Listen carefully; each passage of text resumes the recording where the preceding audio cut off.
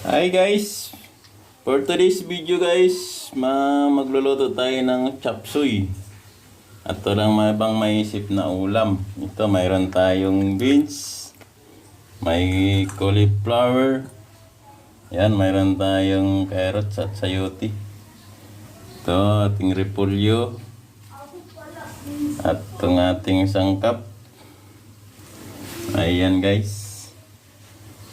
At mayroon din tayong konting karne ng manok pang sahog natin sa ating chop suey.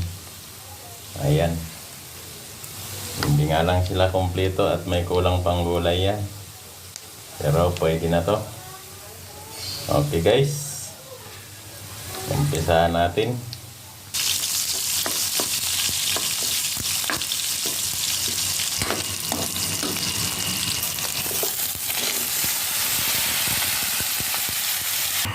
Mayroon tayong tinunaw na arena guys, pampalapot.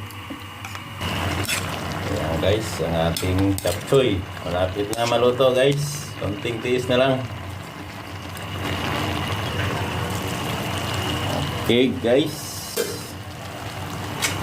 Ayan, luto na ang ating ulam. Ayan, malapot-lapot ang sabaw guys. Okay.